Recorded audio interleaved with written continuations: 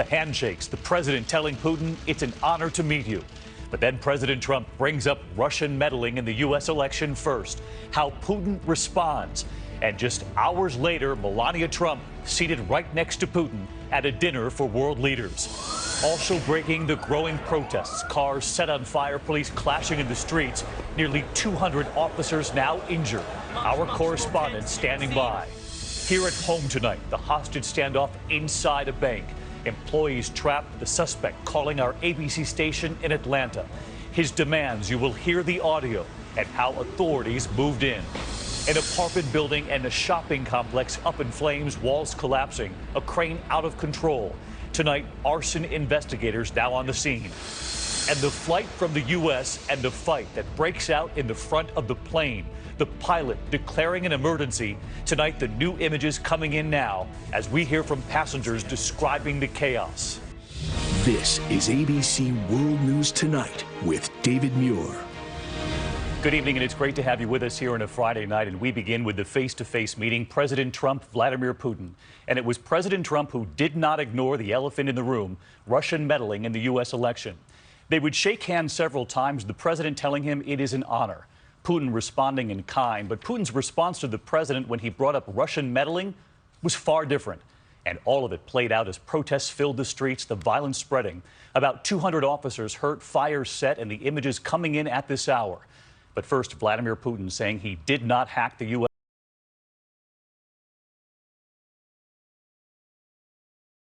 traveling with the president.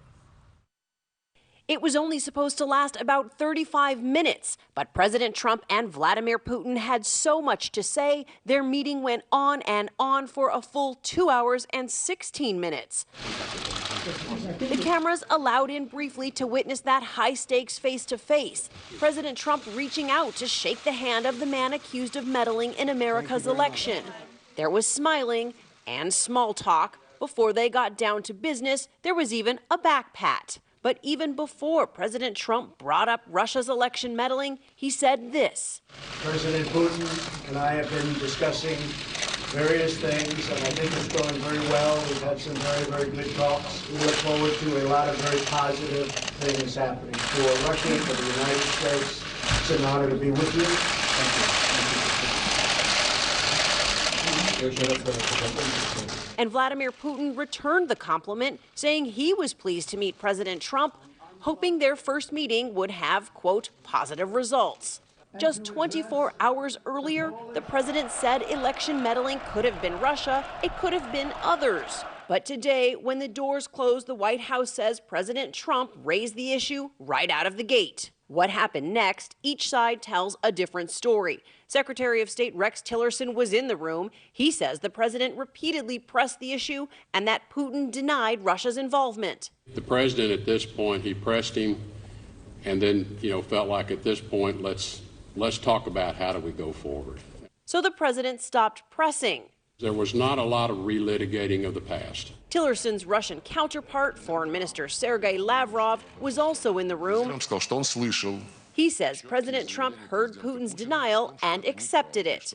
The White House tonight says that is not the case. The two moving on from election meddling, which the president's own intelligence community blames squarely on Russia. They say Vladimir Putin ordered it, motivated by animosity toward Hillary Clinton. Secretary Tillerson today said the issue may remain unresolved. And the Senate's top Democrat called that, quote, disgraceful. The marathon meeting went on so long, at one point, First Lady Melania Trump entered the room trying to get them to wrap it up. They went on for another hour after that. But the two men, not the only ones who seemed to hit it off. Just hours later, cameras capturing these images of the First Lady and Putin chatting and smiling and seated together for dinner. And Cecilia Vega with us live from Germany tonight. Cecilia, Democrats outraged. The president appears ready to move on. The Russians saying the president accepted Putin's response, that he didn't do it. The White House tonight pointing out an accomplishment, common ground on Syria. Exactly right, David. A ceasefire in the southwestern part of the country. This deal reached by the U.S., Russia, and Jordan. Previous deals just like this one have not lasted very long, David. It remains to be seen whether this one will stick. We'll be watching. And Cecilia, we know it wasn't just that face-to-face meeting with Vladimir Putin. President Trump was also asked on the world stage with Mexico's president right beside him. whether he still expects Mexico to pay for the wall. His first meeting with Peña Nieto since taking office, David, and his answer to that question, absolutely, he expects Mexico to pay for this wall. Behind closed doors, without the cameras there, though, David, Mexico says the wall never even came up. All right, Cecilia Vega leading us off, traveling with the president for us. Cecilia, thank you. And of course, all of this happening amid the frightening scene erupting again tonight. Battles in the streets, protesters setting fires there in Germany, clashing with police. Hundreds of officers in riot gear now injured. ABC's James Longman on the scene in Germany.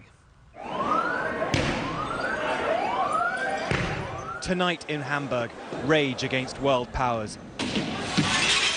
Protesters lighting flares to set vehicles on fire, breaking windows, thick smoke filling the streets.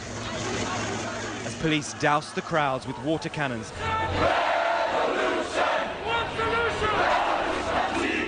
Protesters and police have been out for hours. The call to protest goes out on social media. People assemble like here near the port, but the police are here because they know this is a city on edge. They're here with a range of grievances. I don't think three fascists who have arrived yesterday have the right to be in my city, namely Trump, Putin and Erdogan. And some are here to provoke. People are expecting things to get much more tense. As you can see, police pushing through and running up towards the protesters as they run away. Rows of police lining up, protesters linking arms as the two sides face off. Protesters arrested, some dragged away. The First Lady forced to stay in for part of the day, missing a boat tour, hemmed in by the chaos. As night falls, the scene intensifying. Now it's nighttime and things have got a lot worse now on the streets. That's water cannon hitting protesters behind us, and they continue to throw things at the police. More skirmishes as thousands fill the streets. A second night of fire and turmoil. And so let's get to James Longman with us from Germany tonight. We can see quite a scene there behind you, James. We've reported about 200 officers have now been injured. They're bracing for a long night ahead.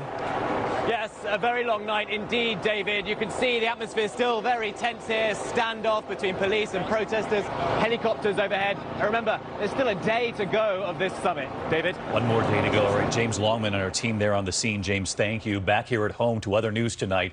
And to the tense standoff, a hostage situation near Atlanta. Employees trapped for a time. The suspect calling our ABC station WSB with demands. And you will hear him before SWAT teams then moved in.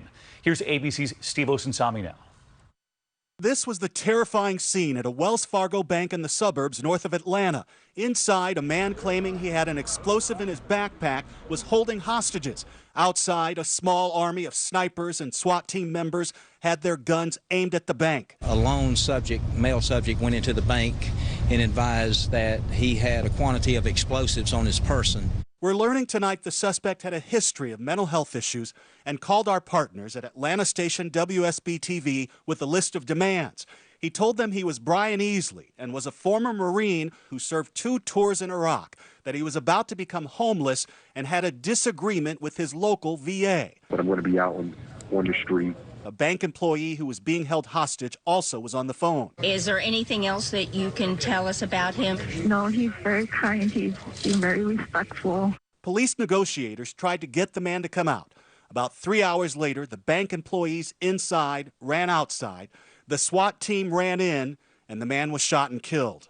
Investigators are still on the scene here and say it's not clear if he had an explosive in his bag at all.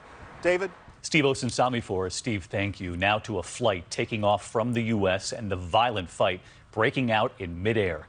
The pilot declaring an emergency. A passenger accused.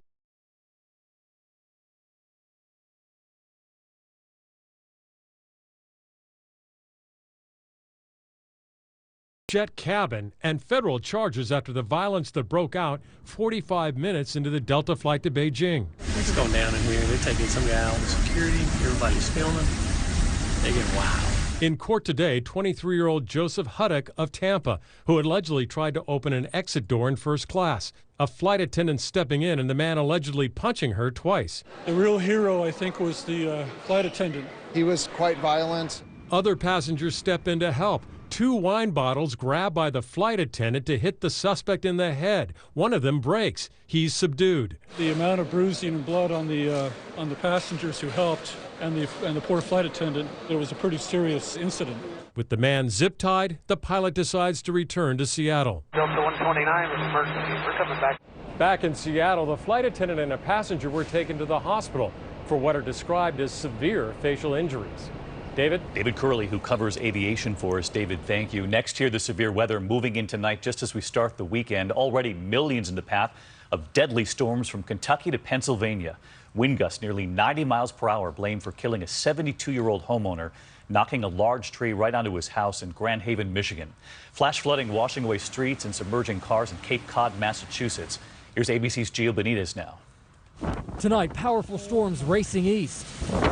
Intense rain snarling New York's morning commute. Roadways flooded from New Jersey to Massachusetts. Some shut down. This is a major street here in New York City going right through Central Park, but today nothing is going through here. Subway stations turned into waterfalls. This after more than 200 severe weather reports in the last 24 hours. Powerful winds slamming the Great Lakes region as the squall line moved through. It sounded like a jet engine. A jet plane was just parked on my deck. It was so loud. Gusts above 90 miles per hour in parts of West Michigan. A security camera catching a flying trampoline landing on a car. In Grand Haven, a 72-year-old man killed when a tree crashed onto a home. Those storms knocking out power for 140,000.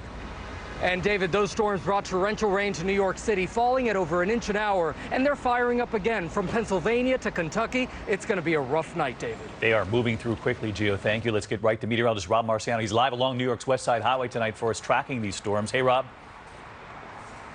Hi, David. Finally in a dry slot here in New York, but it's not going to last long. And that heavy rain across eastern New England is out to sea. Over 4.5 inches of rain in less than 2 hours through Cape Cod. Incredible. The storms tonight, though, they're in through Cincinnati and through Dayton, Ohio. Indianapolis has been getting hammered. Those watches are up until 11 o'clock tonight.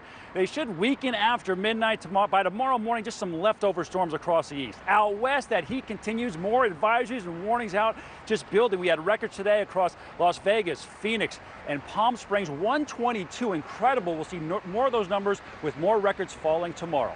David? All right, Rob Marciano tracking it all. We'll be watching it, Rob, this weekend. In the meantime, new developments tonight involving baby Charlie and his parents, who are now at the center of an international tug of war.